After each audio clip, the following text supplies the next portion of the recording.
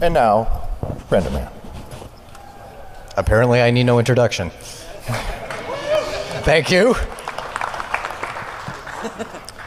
So, yes, few of you know me. I've been speaking for like 6 years. Who am I? Consultant, yada, yada, yada. Just got my CISSP. Decided to troll ISC squared and had Kevin Mitnick as my first work reference for that. That was fun. Written some books. I do training and stuff during the day. RenderLab.net's my site. Member of a few groups. I've been here every year since Defcon 7, since 1999. There are kids running around that weren't even born when I first started going to Defcon. I have the scars to prove it. It is scary how many years I've been here, and every year it gets better. You guys make this a friggin' awesome con. I've quit jobs to come down here. There's nothing that would stop me. I'm the guy that goes to a conference in Poland and has this waiting for me. Apparently my reputation precedes me a little bit. So, but first I want to address something, the Kaminsky problem. Over multiple cons, Dan Kaminsky and I are speaking at the same time. I have yet to see him actually speak. This is getting absolutely ridiculous. In his blog, he actually plugs it as the RenderMan birthday paradox, which is highly ironic because yesterday was my birthday. And I don't think he has any cookies this year, but what the hell? Oh, hell. Oh, hell. Apparently I get to drink.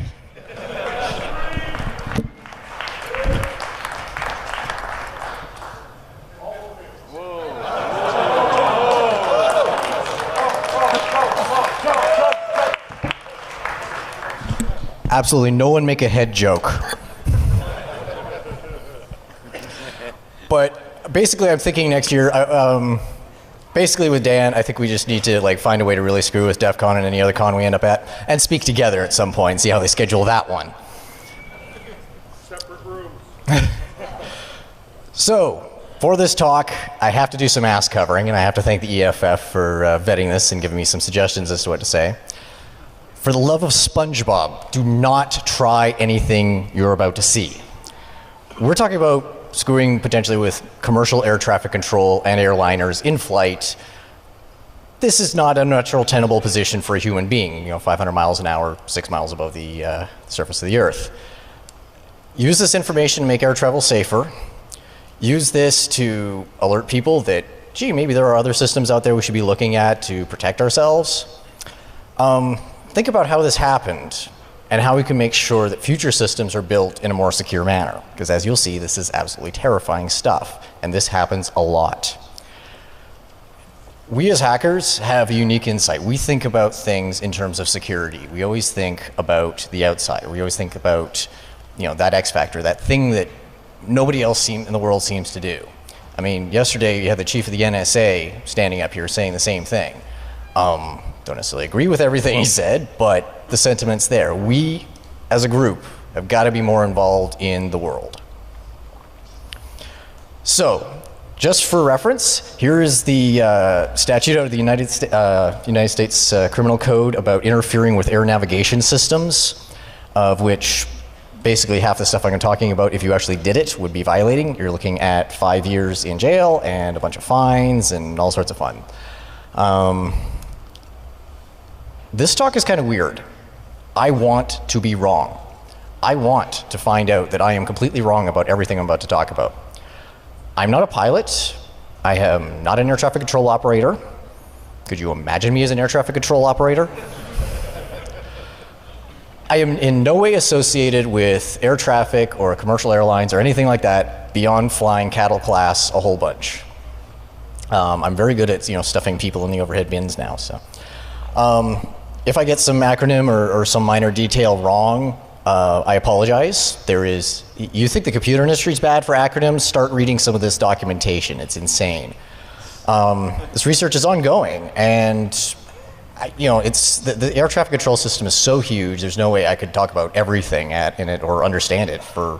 It would take me years. But this stuff is too important to just keep quiet. So I wanted to point all this out now so that I can get other people on board, so it's not just all me and another handful of people. The whole crux of this talk is I want to prove to myself that air travel is still safe, that moving to the next generation air traffic control system does not make things any more dangerous. I'm continually trying to prove this to myself and failing. So I need your help to try to assure myself that this is working. So I get interested in this stuff purely by accident. Bought a program called Plane Finder AR in October of 2010.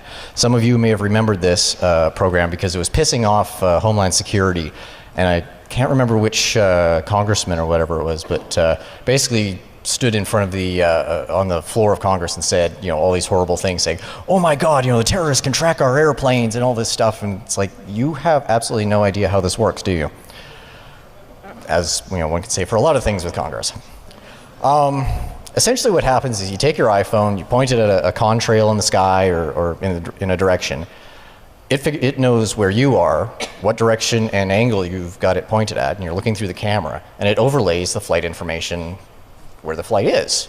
Which is kind of cool. Sitting in an airport and say, "Oh, what flight is, oh, that's one going to Honolulu. Okay, that's kind of neat." I played around with this for a while. Started asking, okay, well, how does this work? Where are they getting this information? It can't all be just downloaded onto the phone or something. It requires a web lookup. So this led me to sites like planefinder.net, FlightRadar24, or Radar Virtual. Essentially what these sites do is they aggregate data from all over the world. Users set up ground stations wherever they are and then collect data from flights going over and feed this information into a common database for, each of these sites runs off of a different database, but then puts all this stuff into nice, Google Maps or flyable maps, and you can see in pretty much real time air traffic. Okay, this is kind of cool. It's about 10-minute delay on that traffic, but still you can see what flights are coming in and out of town. Lots of interesting info. You can query and see, okay, what flight is this? Oh, that's the one to Honolulu. What kind of plane is that? Oh, 747, owned by these guys. There's a huge amount of information there, and this is really neat stuff. The sort of stuff that just a few years ago was unfeasible to think that we'd have access to. So it all went downhill from there. I've been vastly underemployed for a year, which means I have a lot of free time on my hands. Generally what I say is that when I get bored, bad things happen. What I have been doing a lot of is speaking. All over Canada, Europe, US. So I fly a lot. So I'm spending a lot of time at airports, which, considering my background in Wi-Fi, usually ends badly as well. But you sit around and you're thinking, well, at the Las Vegas airport here, you've got a flight landing every 90 seconds. That's an awful lot of metal, money, people moving around. How does this all work? How does this all fit together? You always hear about air traffic control, but does anybody really know how it works anymore? This is why I should always be employed, because I start thinking about this stuff. So I did some research. Air traffic control really hasn't changed much since the 1970s. So if you ever watch Airplane, wonderful movie, with the exception of the comedic elements, it's pretty much like that. Primary radar, the big radar dishes you see, rotating on top of the conning towers. Basically, they just send out a signal, bounces off metal, comes back. That's how you tell where something is. That's what they've been doing since the 1970s. They now have whoa, drinks are kicking in. They now have a transponder system, a secondary radar system. So as that radar goes out, it sends out a pulse that the transponder receives and then sends out a signal back with a transponder code as well as altitude information. So previously with primary radar going around, they knew the bearing and approximately the distance of the flight, but they had no idea of altitude. They didn't know anything. All of that was transmitted over voice channel. Now with secondary radar, you at least have some sort of tracking saying, oh, this is American Airlines flight, da-da-da-da-da-da. But there's still a huge amount of work required. There's still a lot of voice communication going back and forth. This interrogation only happens every few seconds, and when you've got something flying 500 miles an hour, its position changes really quickly. So you aren't getting as accurate a picture of what's going on in the sky as you think. The pilots get no benefit. Air traffic control knows where they are. The pilots don't. You know, any saying, oh yeah, you need to be careful, there's another flight over here, that all comes back from air traffic control. The pilots are essentially flying blind in a lot of ways. It's kind of scary. This requires that there be a large separation of planes. You can't have planes, you know, riding each other's ass all the way in. You have to maintain a certain level of separation for safety because you don't know, you know, exactly where things are. You know, it could get too close, bad things could happen. So we're still pretty much running by the seat of our pants. IVR, which is basically a waypoint-based system, is not optimal. So a lot of airlines are saying, well, we need to improve this because if we're flying point to point to point, you know, shortest distance between 2 points is a straight line. They aren't doing that. They want to be able to do that. It saves gas. You know, you're always hearing about the fuel surcharges and all that crap nowadays. And air travel is increasing. You've got a limited capacity. You can't build an airport every 5 miles kind of situation. You've got cities where, you know, you look at the Las Vegas airport here, McCarran, there's only a limited amount of space that you can do there. There's only so much throughput you can put through there. So you need to do everything you possibly can to squeeze everything you can out of there. And then you just get really weird crap, things like weather. There was that volcano a couple of years ago in Iceland, which I am certainly not going to try to pronounce the name of. These sort of events can cause havoc all around the world, and those effects in one location can ripple because the entire situation is dependent. A flight leaving Europe landing in the United States is then going to continue on somewhere else. If that plane doesn't arrive, well, it just backs up the whole system. So the decision was made, something needs to change. That change became the next generation air traffic control system. In the late 90s, FAA and others created an initiative to revamp air traffic control in the US and by proxy, essentially the world. They wanted to do more with less, take the existing systems, because the problem is you've got, you know, like, what were some of the numbers? It was almost half of the air fleet is in the air at any given time. So it's not like you can stop all air travel, take it to some hangars for a couple of weeks, retrofit everything, and then put it back out. The world would grind to a halt. And that would be a bad thing, by the way. So they wanted to modernize this over a period of time, approximately 20 years. Some of the mandates for this system kick in 2020, so we've still got lots of time here. They wanted to save costs on air traffic control equipment because big primary radar dishes that spin around on top of towers are very expensive. But at the same time, they also wanted to save fuel for the airlines so they could cut costs, save time, and increase capacity. The key for this is ADS-B. This is the data source for the plane finder sites I mentioned and the focus of this talk. And I need a drink.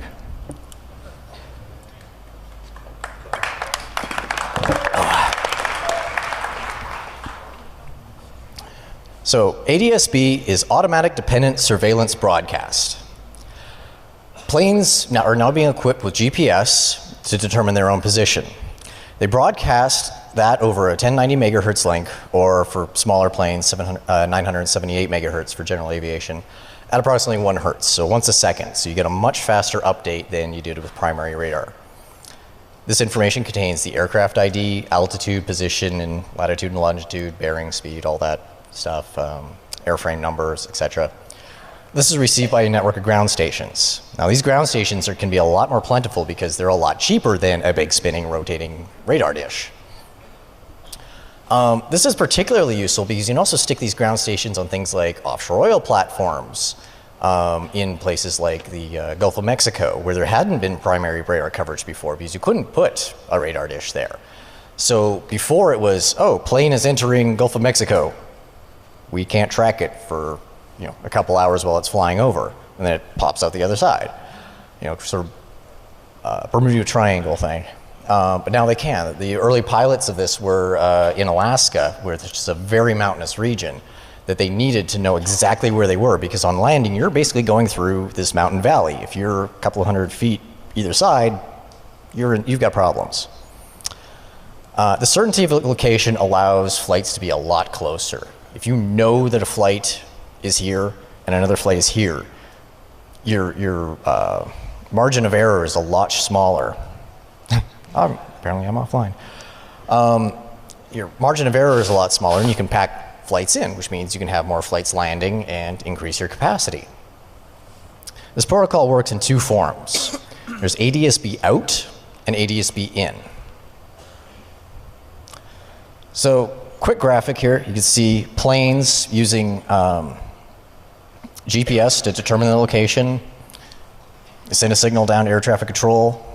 There's also some interplane communication, which I'll get to, and data coming back from air traffic control to the plane. So it's a lot more data being pushed around than previous systems. There we go. But when you start looking at the protocol itself, this looks like a lot like a network packet, doesn't it? So with ADS-B out, this is from the plane out to the world and out to air traffic control. No interrogation needed. This is the automatic part. Okay, that's getting annoying.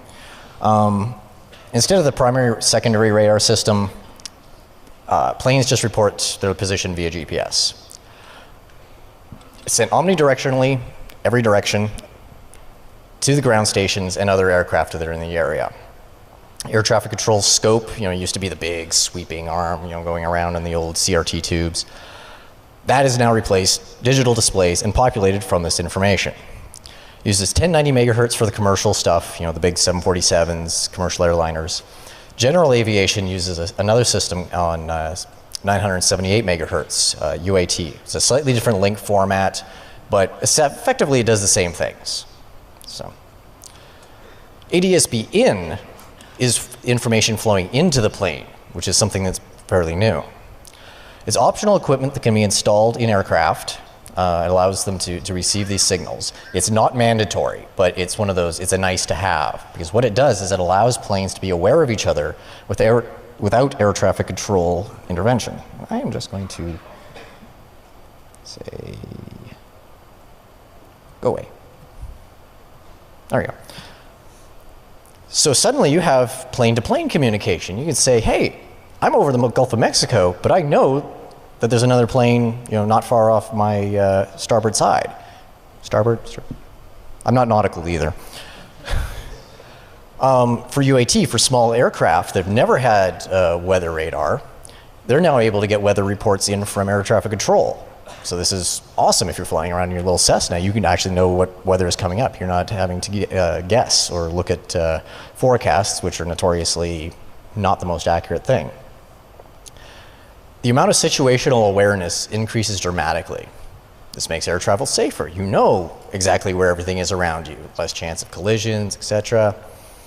Also works for ground equipment, taxiing aircraft, other equipment on the ground. It is expensive though. To put these systems into commercial airliners, $5,000 to $10,000 for just the broadcast out, up to $20,000 for in, because you got a whole new display panel that needs to be put in. This stuff ain't cheap. General aviation market is getting a lot cheaper. Nice little handheld GPS size units are out now. But the problem is, for a lot of the testing I was looking at doing, there's not a lot on the used market yet. So this gets to be a bit of a problem. This is as of 1:35 p.m. this afternoon, London. Gee, isn't there a really big event going on in London right now? Just looking at this, do you think it's a good idea that, the average public is able to look at something like this? So the hacker side of my brain took over when I was researching this protocol and how that, little app on my phone worked. You start looking at these things and you start thinking, well, how is this actually being transmitted? Like, what does the actual protocol look like? And as I showed you the packet there earlier, I couldn't immediately find anything where they had talked about how they mitigate potential threats about this. Every answer seemed to be trust us. Well, I don't trust easily. Previous experience usually means that they either haven't thought of those risks and are trying to cover it up, or they had thought of these risks and were just completely oblivious. I started digging and found out I'm not the only one. ADS-B is unencrypted and unauthenticated. Right there, that sound. I love that sound. Anyone can listen to 1090 megahertz or 978 for general aviation and decode the transmissions from the aircraft in real time. It's a really simple pulse position modulation it's not a very, they want this thing to be very robust because you get a lightning flash or something like that. You don't want your signal scrambled. You want this to just go through. It's really simple stuff. There's no data level authentication of the aircraft. Just a simple checksum. You don't know that it actually came from that aircraft. There is some correlation with primary radar in this hybrid, time as they're transitioning. They're starting to implement multilateration in a lot of cases. I'll get more to that later, though. But I'm running a ground station at home, sitting on my desk, little box, Modest beast that records, that's hooked to a big, 4.5-foot antenna that takes in this ADS-B signal from the surrounding area, processes it, uploads it to the internet to some of these sites, and I'm able to look at my own, personal virtual air traffic. I'm able to see all the flight paths for the area around my home. And this is actually really interesting because there's times where, at 4 o'clock in the morning, this flight goes over when the airport's usually closed. I'm like, where the hell is that? Log on, able to see, oh, that's a FedEx flight going out to Montreal or something. I'm like, 5 years ago, the ability for me to check on the air traffic in my area without relying on anybody else, that's nuts. Others have been starting to look at this as well. Ryder Kunkel, Defcon 17 and 18, did some talks where he briefly alluded to this. He was basically looking at existing air traffic control systems. I'm looking beyond that. Balint Sieber, Spench.net, has been doing a huge amount of research with software-defined radios and also with ADS-B and using those cheap RTL USB TV dongles, using those to actually become ADS-B receivers. USAF Major Donald McKelly found his graduate research project from a couple of years ago where he was researching this stuff. All of these people so far have not, if you read their work, had not found any mitigations for this. They were just saying, well, there's all these potential threats. Nobody's mitigating this. Nick Foster, SDR radio professional badass, has been doing a bunch of research in this and helped me out a great deal. But really, no one has come up with solid answers as to, is this safe or not? Everything's conjecture and hoping, and that isn't comforting. Largely a North American problem, because the FAA has demanded that their order came down, that this be all implemented, that every plane, and within certain criteria, be equipped by 2020. Europe is waiting until 2030. But this is already being utilized all over the world. I believe Australia has pretty much already implemented it everywhere. UPS has equipped all of their flights with ADS-B out. They were an initial test bed for the FAA. There are planes over our head right now that are ADS-B equipped and using this. It's the inevitable direction. We've only got 8 years before it's mandatory on this continent that, to ask some of these hard questions as the flying public. I fly a lot and want to get home safely. I am very aware of the irony of talking about attacking next generation air traffic control when I have to fly home. But there's a multitude of threat vectors that we need to look at. First threat, ADS-B out. So this is plane to air traffic control. Eavesdropping. This is simple, as I said, unencrypted, unauthenticated protocols. I'm running a base station. I'm able to record all of this myself. Gee, this is all clear text. What can I data mine with that? I get multiples of these stations. I can do my own homebrew multilateration. Even if a plane is not broadcasting its GPS coordinates, if it's broadcasting anything that I can identify, I can still locate that. Air Force One being a prime example of this. The data mining potential, we know it's in the air, when, where. Remember the extraordinary rendition flights from a few years ago where they grab a guy in one country, take him to another country to beat the living crap out of him? All of that was uncovered by a bunch of plane spotters who were looking at flights that weren't on normal data channels and tracking where they were going. Because essentially, in order to play nice in airspace, you have to tell air traffic control who you are. I highly suggest you stick around for the next talk, Busting the Bar, because they're talking about this exact sort of stuff where they're data mining this information. Their method is a little different than using ADS-B, but you augment their method with ADS-B and you're going to have a hell of a lot of data to mine. Another obvious attack vector, injection. What is to stop us, other than a very long jail sentence, from injecting ghost flights into air traffic control systems? Documents that discuss using primary radar, actually bouncing signal off metal, that talk about fusing that with ADS-B in order to verify, okay, this plane says it's here. We actually have metal in the air at roughly that location. We can kind of trust that. The same documents that talk about using this system also talk about, hey, ADS-B is cheap. We can now turn off primary radar. That's scary. What happens if we introduce just slight variations of existing flights? Say, start with broadcasting the same location of that flight, but just sort of, make them diverge. How do you know which one's the real one? Generally cause confusion at inopportune moments. You've seen what a snowstorm will do around the holidays at hubs like, New York or Atlanta or wherever. It causes chaos for days. People sleeping in airports and all that. Gee, there's an Olympics going on. If you could suddenly introduce a whole bunch of random crap, because air traffic controllers are busy enough as it is. If you throw 50 extra flights in there that they're having to sit down and figure out, okay, what the hell is going on here?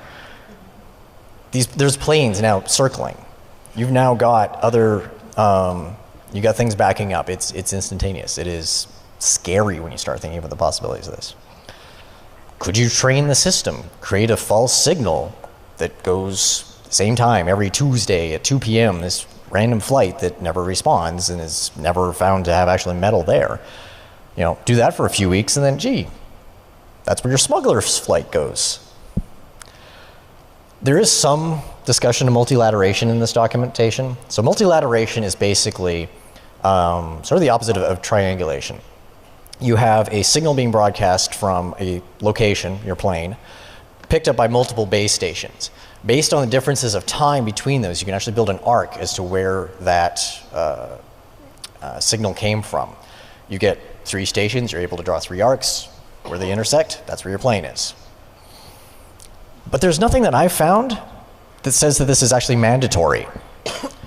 The systems are being set up in North America. The company that's implementing them is saying, yes, our systems are capable of doing this. We built it in because it's essentially the same radio. It's nothing fancy there. But there's nothing mandating that airports use this.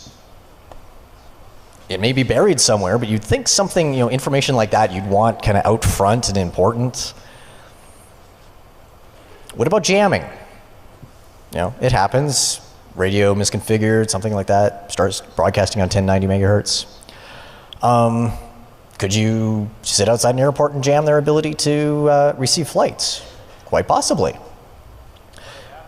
It already happens, he says. Purely by accident or malicious intent, who knows. You could detect these, direction find these fairly quickly, multilateration, roll out some trucks to, FCC trucks or whatever to try and find this stuff. But does every airport have this capability? If I did it for 10 minutes and then moved, did it, an hour later, did it for another 10 minutes, are they going to roll trucks for that? I don't know. What plans do they have? If you target a particular location, again, the Olympics. If you could jam London right as all the athletes and VIPs are coming in for an hour, imagine the amount of chaos. Coordinate jamming across multiple travel hubs. Like I said, you've seen what weather will do along the east coast of the US during a major holiday. Introduce, a bit of noise. It could be just a pelican case that you just magnet to the side of a receiving station. Something's gonna happen. I don't know. ADS-B doesn't have a contention protocol. It's just a simple broadcast. So if you get too many planes in the same area, the system falls apart because there's just so much noise. No, you can't get the signal through the noise. You can augment this artificially, maybe. I don't know.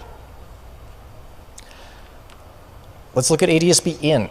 So this is plane to plane and air traffic control into the plane. You could inject confusing, impossible, scary types of data to elicit a response. You know, you've got a flight that's been flying cross country for a few hours. You know, pilot's a little tired or whatever. You inject something on his traffic display that suddenly says, yeah, there's a plane 500 yards in front of you. I don't know, something's gonna happen. Probably something involving a sphincter. You know, 500 miles an hour, you can still brown your shorts. You could introduce conflicting data between air traffic control and the cockpit. Air traffic control says, oh, everything ahead of you is clear. No, according to my display, there's a conga line in front of me. What's going on? Because the aircraft have no source of multilateration. They don't know where this, they have no way of correlating where this signal is coming from. They just get GPS coordinates, that's it. They can't verify where that signal is coming from. This is only used for a traffic display. So this is just a, sort of a nice to have. It's not as important as other systems, but we'll get to those. GPS jamming. The whole source of this thing is GPS locating. You want a really accurate signal. North Korea is currently running GPS jamming along their borders. So it's already happening. The UK ran a bunch of tests along their highways where they had listening posts listening for rogue signals on GPS frequencies and found a whole bunch of them over a couple of weeks. Usually trucks mounted with jammers so that they're low jacks so that the boss knows that you're where you are at any time. Some guy would just plug this thing into a cigarette lighter to jam that so boss couldn't track him. Newark Airport in New Jersey actually had a situation with this. On a regular basis, they would get a whole bunch of GPS interference at the same time every day in the same location. They couldn't figure it out. They finally knew, okay, it's a regular basis, we're able to track this down, we'll go out there, we'll camp out with direction finding gear and figure this out. What it was a delivery truck driver whose boss had low-jacked his vehicle so that, keep tabs on him. The guy'd plug in this cigarette lighter GPS jammer and then take a nap. And he would park right at the end of the runway in the parking lot. And was jamming the friggin' airport. These things are only like $20 or $30 on Deal Extreme, so it's not like they're hard to get. Who's a fan of Deal Extreme? All right. All the crap that you should never buy. Is anybody actually able to order stuff from there that costs less than $100 for the whole order? You go there for a $3 cable and it's like $150 later. But these sort of things can be tucked into baggage. Could be sitting on a timer. Okay, what's your fallback position now? We jammed GPS for the entirety of the flight. All the advantages of ADS-B suddenly go out the window. And if you've now disabled a bunch of the original primary stuff, okay, what do we do now? I don't know, something's gonna happen. GPS spoofing.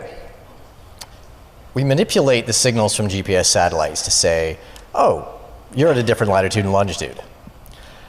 The aircraft location tracking is no longer reliable. Okay, best case, we fall back to traditional navigation ads, get rid of some of the advantages of ADS-B. Worst case, such as if you're flying through a mountain valley in Alaska, yeah, you intersect something that's a lot bigger than you, and that would be bad.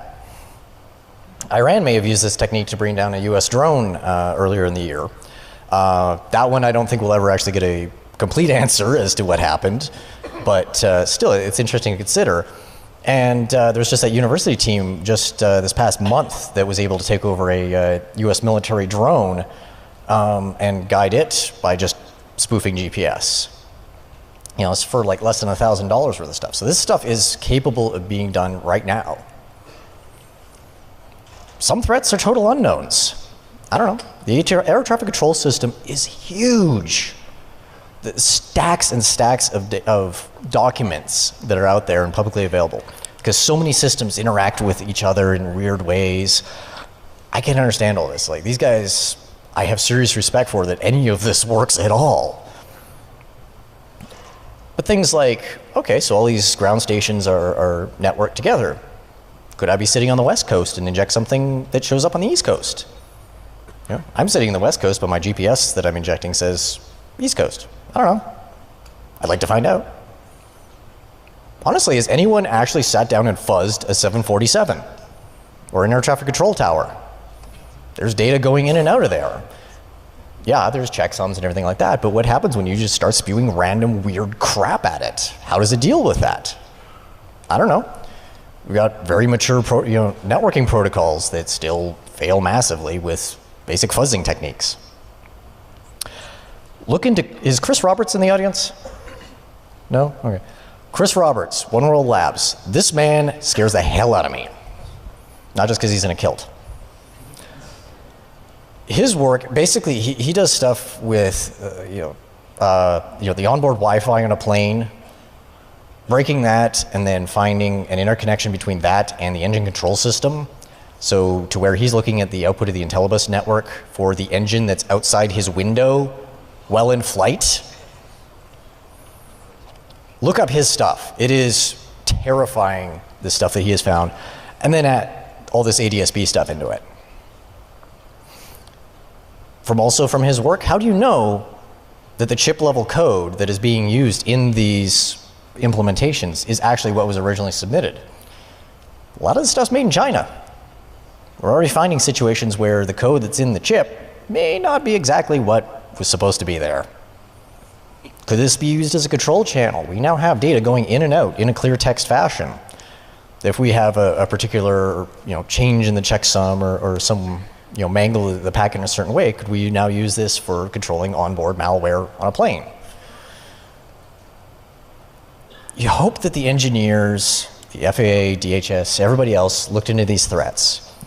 But I actually had an interesting conversation yesterday where it was pointed out they're safety engineers. They're trying to get a plane from A to B operating under certain circumstances as safely as possible, human life, the material cost of the equipment. They're not security engineers. They're not thinking, what if somebody decides to go do something completely random or horrible? What happens? Okay, they're thinking, oh, if we fly through an area where there's some random interference, that's fine. But what about targeted, intelligent, slight manipulations of data? This isn't their normal operating thing. This is new to them. Not for us, though. We're sort of the opposite. They're safety engineers, we're security engineers. They're used to thinking about getting things safely and not thinking about security. We're used to thinking about security, definitely not safety. Says the guy with a bottle of Crystal Head here.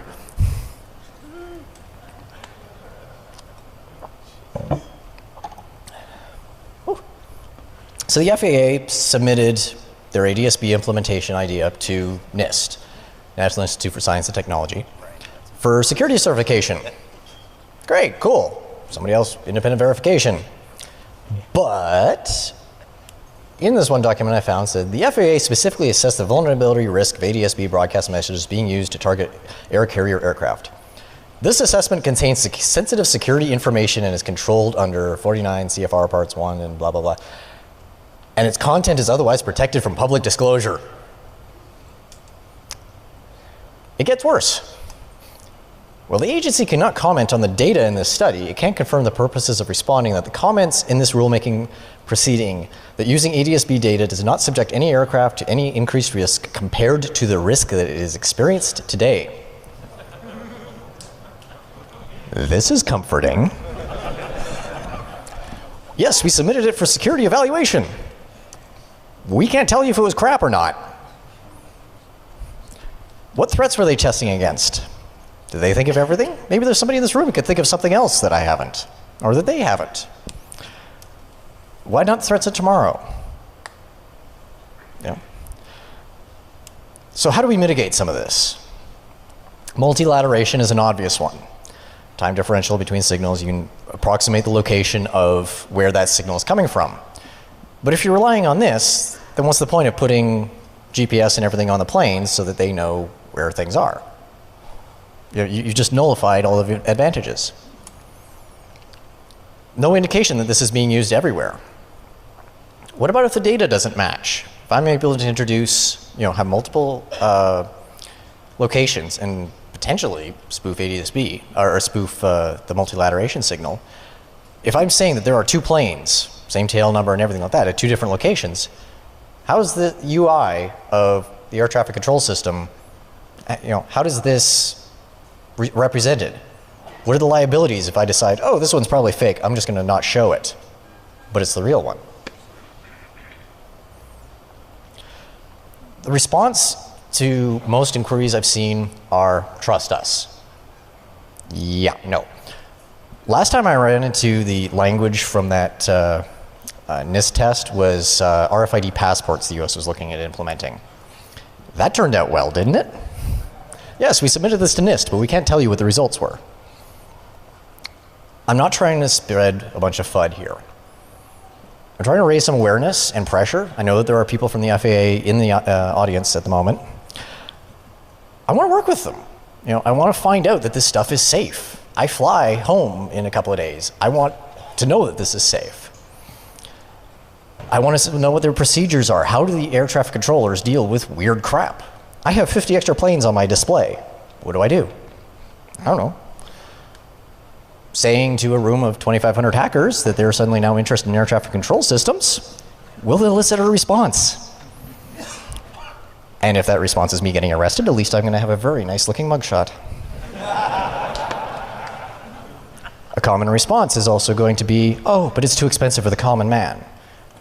A $20 USB TV adapter can be modified to do basic ADS-B reception. Currently working with Dragorn, trying to get him to implement ADS-B in tracking with Kismet Nucor, so we can go war driving for airplanes.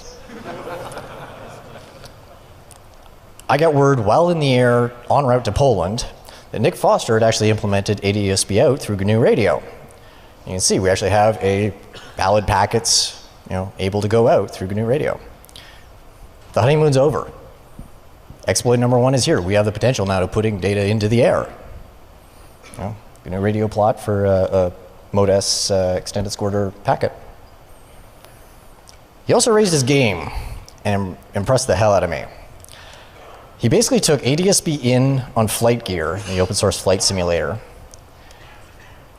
Basically, he had one radio receiving real world ADS-B packets, populate the virtual world of the flight simulator, and also has another radio that outputs from your little Cessna out to the real world. So, got a little video here.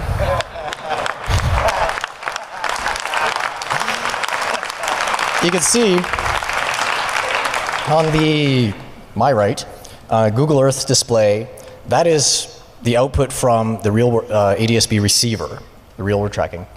The virtual plane there, and at the bottom is the ADS-B data stream out. Now this was done in very controlled conditions, basically dummy load, two radios connected to each other. It wasn't actually put out into the air. But, as you can see,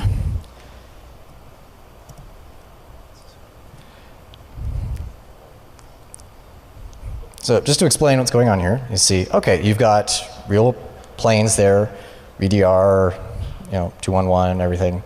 Those are the real flights. Your mom is not the real flight. Your mom might be as big as a 747, but that's not her. You see, it's got valid packets, valid information, and I can't tell if it's showing up on the displays or not. Okay, so it is. You can see the flight path as he's turning around there over the bay. So we're generating packets that if you put this in front of air traffic control would show up on their display. Now, does anybody think that's a good idea?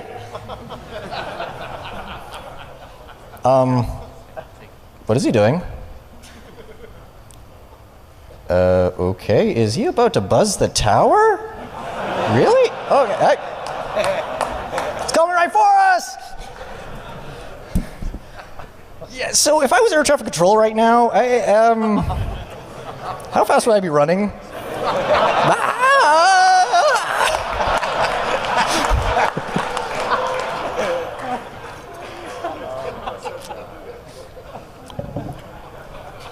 So, yeah, fortunately all this is done in a closed environment by trained professionals. But yeah, you can kind of get the idea that this isn't a good thing.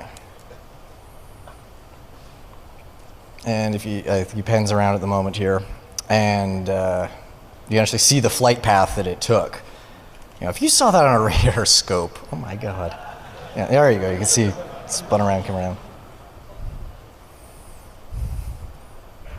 All right. That show's over. Ah.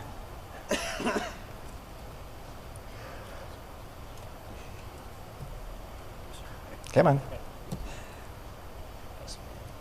Oh, there it is. Okay. So we have the capability of generating arbitrary packets. I basically prodded Nick a little bit about this. He had thought to do it. It took him, a weekend. Anybody can do this.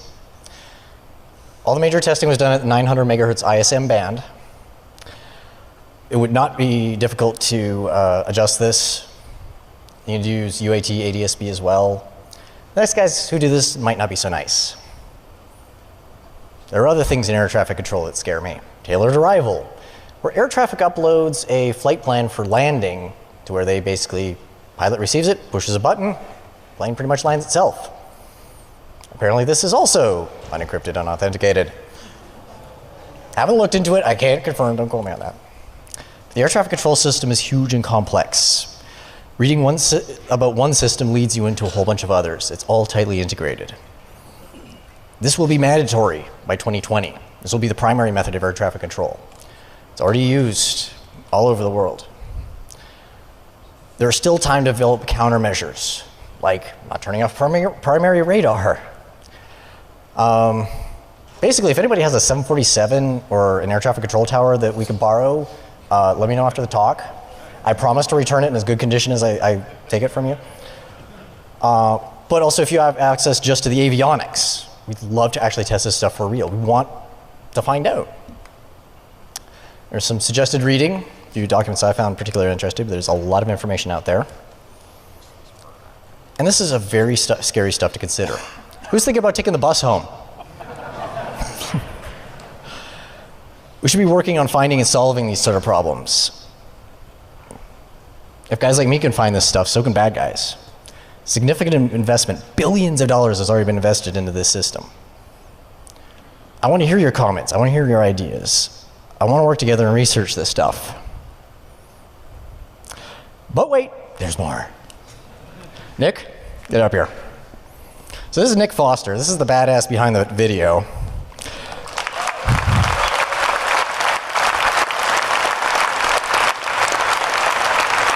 And this afternoon he was telling me about something he just figured out. So I figured it out after a night of heavy drinking last night. First of all, just to say, this is like shooting fish in a barrel. If you're not scared about this, you should be. This is really easy to do without encryption, without any thought of security in the protocol. It's just not hard. So there's a collision avoidance system called TCAS that predates ADSB. It's called Traffic Collision Avoidance System. It's how airplanes keep themselves away from each other. It operates on the same Mode-S data link that ADSB uses. ADSB doesn't supplant it. It works with TCAS. TCAS is how airplanes avoid hitting each other. ADSB is how airplanes know where each other are outside of that. So it relies on this cooperative ranging system. It's like a ping pong. And it's slaved directly to the pilot. The pilot can see TCAS reports. If there's a plane nearby that TCAS says you should watch out for, it's going to show up on the pilot screen. If it can be spoofed, this is bad. Now the pilot is seeing false information. It gets worse. On Airbus and Eurocopter aircraft, it's actually tied in to the autopilot. So if the flight director is turned on and TCAS says, hey, somebody's coming up close to you, the autopilot is going to take corrective action. Really? Sounds bad. This is bad. So TCAS, in normal operation, the interrogator sends out a ping, it gets a reply back. Okay, it does a little bit of math, it figures out how far the plane is. What's key to this is that there's a fixed 128 microsecond turnaround time that TCAS has in the protocol that gives the electronics time to gather a response and then transmit it. Well, I don't need 128 microseconds. What if you're not cooperative?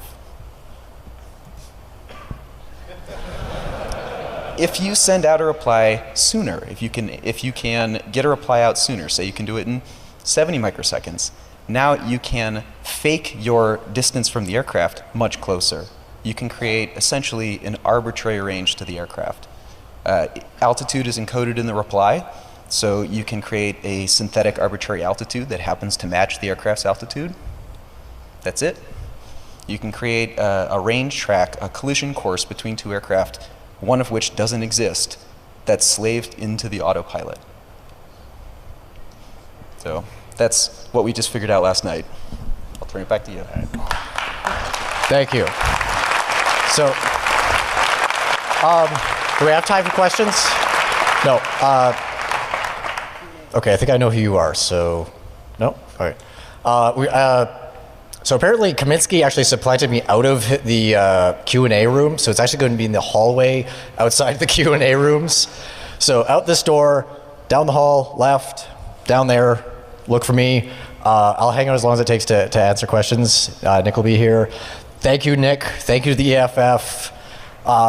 Please talk to us about this stuff. Communicate. Thank you.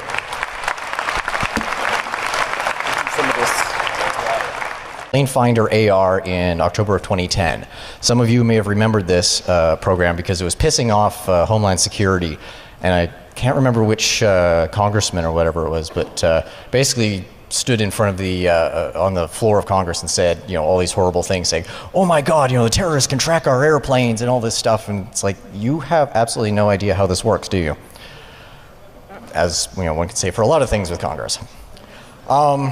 Essentially what happens is you take your iPhone, you point it at a contrail in the sky or in a direction.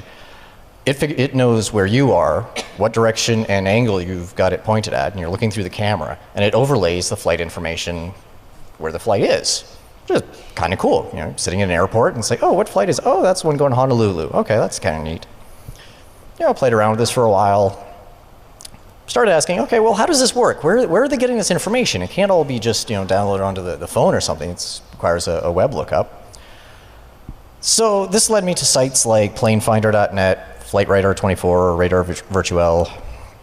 Essentially what these sites do is they aggregate data from all over the world. Users set up ground stations wherever they are and then collect data from flights going over and feed this information into a common database for, you know, each of these sites runs off of a different database, but then puts all this stuff into nice, you know, Google Maps or flyable maps, and you can see, you know, in pretty much real time air traffic. Okay, this is kind of cool. It's about 10-minute delay on that traffic, but still you can see what flights are coming in and out of town. Lots of interesting info. You can query and see, okay, what flight is this? Oh, that's the one to Honolulu. What kind of plane is that? Oh, 747.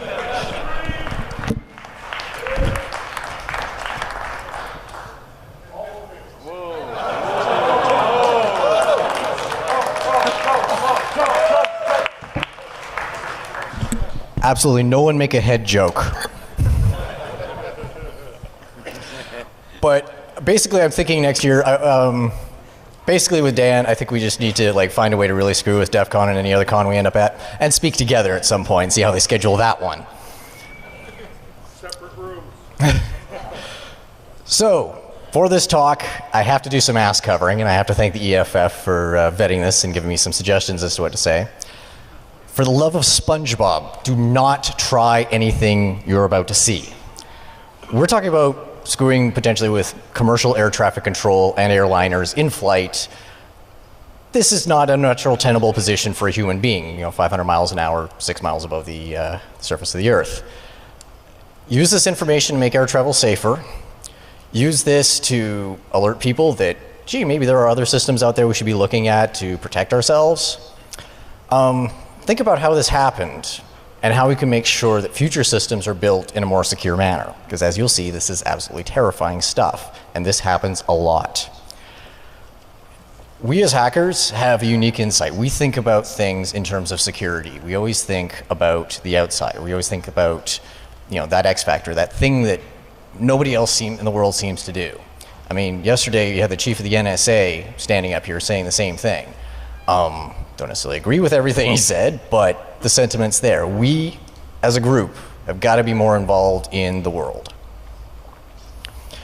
So, owned by these guys, you know, there's a huge amount of information there, and this is really neat stuff. You know, the sort of stuff that just a few years ago was unfeasible to think that we'd have access to. So it all went downhill from there. I've been vastly underemployed for a year, which means I have a lot of free time on my hands. Generally what I say is that when I get bored, bad things happen. What I have been doing a lot of is speaking. All over Canada, Europe, US. So I fly a lot. So I'm spending a lot of time at airports, which, you know, considering my background in Wi-Fi, usually ends badly as well. But you know, you sit around and you're thinking, well, at the Las Vegas airport here, you've got a flight landing every 90 seconds. That's an awful lot of metal, money, people moving around. How does this all work? How does this all fit together? You always hear about air traffic control, but does anybody really know how it works anymore? This is why I should always be employed, because I start thinking about this stuff. So I did some research. Air traffic control really hasn't changed much since the 1970s. So, you know, if you ever watch Airplane, you know, wonderful movie, with the exception of, you know, the comedic elements, it's pretty much like that. Primary radar, you know, the big radar dishes you see, you know, rotating on top of the conning towers. Basically, they just send out a signal, bounces off metal, comes back. That's how you tell where something is. That's what they've been doing since the 1970s. They now have whoa, drinks are kicking in. They now have a transponder system, a secondary radar system. So as that radar goes out, it sends out a pulse that the transponder receives and then sends out a signal back with a... Oh, just for reference, here is the statute out of the United States Criminal Code about interfering with air navigation systems, of which basically half the stuff I'm talking about, if you actually did it, would be violating. You're looking at 5 years in jail and a bunch of fines and all sorts of fun. This talk is kind of weird. I want to be wrong. I want to find out that I am completely wrong about everything I'm about to talk about. I'm not a pilot. I am not an air traffic control operator. Could you imagine me as an air traffic control operator? I am in no way associated with air traffic or commercial airlines or anything like that beyond flying cattle class a whole bunch. I'm very good at, you know, stuffing people in the overhead bins now. So, if I get some acronym or some minor detail wrong, I apologize. You think the computer industry is bad for acronyms? Start reading some of this documentation. It's insane. This research is ongoing, and you know, the air traffic control system is so huge. There's no way I could talk about everything in it or understand it for, you know, it'd take me years. But this stuff is too important to just keep quiet. So I wanted to point all this out now so that I can get other people on board. So it's not just, you know, all me and another handful of people. The whole crux of this talk is I want to prove to myself that air travel is still safe, that moving to the next generation air traffic control system does not make things any more dangerous. I'm continually trying to prove this to myself and failing. So I need your help to try to assure myself that this is working. So I get interested in this stuff purely by accident. Bought a program called Plane. And now, RenderMan.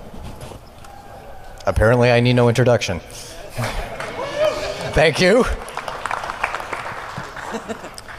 So, yes, few of you know me. I've been speaking for like 6 years. Who am I? Consultant, yada, yada, yada. Just got my CISSP. Decided to troll ISC squared and had Kevin Mitnick as my first work reference for that. That was fun.